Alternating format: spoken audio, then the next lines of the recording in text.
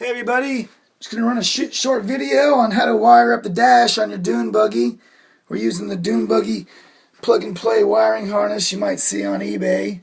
This trunk here goes to the top of the firewall, and the fuse block mounts right to the top of the firewall. Coming off the top of the trunk is the flasher breakout. There's a flasher plus lead. There's a turn indicator lead, and the other one's blank. That's the load lead. So this one also has a dropout for the fuel tank.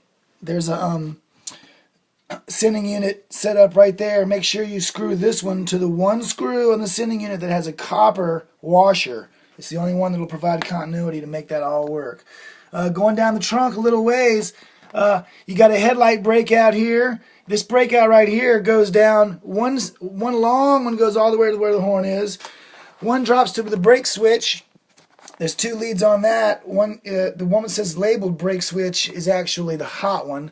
And then the other one is the ground that says attached to chassis ground. This services every ground on your dash. Which takes me to the dash loom. This is the dash breakout. And typically it goes up and around, maybe across the steering column or whatnot. But we're going to come to the first breakout on this dash loom. And you go up it a little ways, and there's a setup for the turn indicators. I'm using the 67 turn indicator going on here. It's just 5 wires, but you only need 3 of them. The one that's striped with 2 wires is the control lead, and each others have 1 stripe respectively to those colors. So the green is always right. If you're ever a boater, you might know green right go is the saying they use for channel markers. It applies in this case too. A little further over is the horn switch lead. It's a big giant horn switch just to the left of the steering wheel on this one. And it's just a horn and a ground. The ground completes the circuit. Without a switch, the horn would go the whole time. Going over a little ways further, the next thing that actually breaks out on this loom is the headlight switch. And the headlight Volkswagen switches are numbered. The main power one's number 30. The dimmer's 56. Run lights is 58. And the one that's dimmable that goes to your dash stuff is 58B. You just jam those right in their numbered respective circuits, and you should be good to go. A little further up that loom, there's another breakout that's actually tees off into itself. One tee goes to the wiper switch. In this case, it's just a toggle switch with 1 speed. A 3-way toggle would work. You'd put power in the middle, fast on one side, slow on the other. In this case, we're ditching slow. We're going to just go with just fast. On the other end, you got to just ground it out to the body of the wiper assembly. That's the green one, and slow and fast. You have to maybe bench test your wiper motor to figure out what's what on your wiper motor. They vary from year to year. Also breaking out here is the speedometer bundle. Now, I've got a 68 speedometer here. It's the really nice one with the fuel gauge in it and large numerals. That's my favorite one, but if you don't have a sending unit, you can use the even older one that's more looks like this. And then if you have a newer style, it's kind of like this, lots of goodies, but this is the only one that labels oils on the right hand side, so down here at the bottom. So we'll pay attention to that and put oil on the right on this one.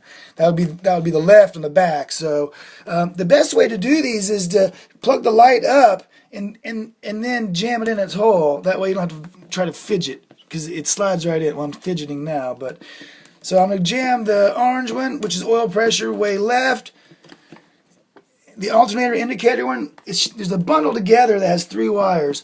The coil plus one has to go on this prong down here at the bottom. If you don't do that, you're in big trouble. It powers juice to your oil pressure switch. It powers juice to your alternator indicator. If that's not working properly, your lights don't turn on when you first turn the car on. Now here's the turn indicator set up. It goes to the center. You got to have a self-grounded unit like this one if you want it to function without interference to that live circuit you've got going on in there. So, and that bakelite unit right there, or plastic or whatever it is, isolates all that from the rest of the speedometer. Now in the rest of the speedometer, I screw the ground in. I think that's the easiest way to go about it. That way it provides a little strain relief from anything pulling off. The fuel gauge setups up top. The short one's labeled just fuel, goes to that guy there, and this unit here is called the fuel buzzer. So the one labeled fuel buzzer goes to the back of it. It keeps the needle from bouncing around. Now across the top you got a light jack there and a light jack there. Those are both for your headlights. I mean, not your headlights, but your running lights. Lights the whole speedometer up. So I'm going to slide that. There's two of them here bridged together. So I'm going to slide one in that side. I'm going to slide the other one on the other side. And I've put a little junction on that guy right there. So if I wanted to actually jump to another gauge with the dash lights, I just pull off that and ground that specific gauge accordingly. And the last but not least would be the high beam lead, and it goes this little guy right there.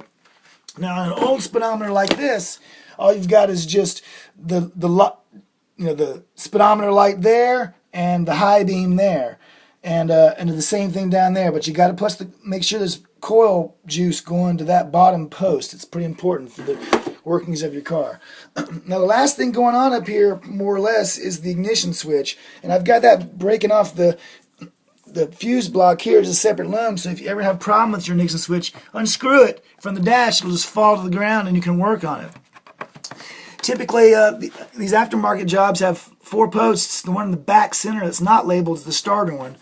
But here, this one, the way it's twisted in, ignition's down here, main power's right there, the starter one's over there, I'm sorry, the accessory lead's over there, and the starter one, off this main center.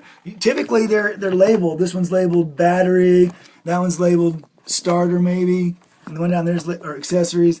Anyways, I don't know why I even said starter so many times, but the reality is, I do that in a separate little bundle. That way, if there's ever issues, you can unscrew that ignition switch and pull it right out, and there's no interference getting it to the floor to work on it. And last but not least is your little accessories, ground and tack bundle for radio, extras, whatever else you happen to have. But in this case, pay attention to where your tack's wired. This one's labeled minus there, and it's labeled plus on the little the little plastic piece. So those are independent.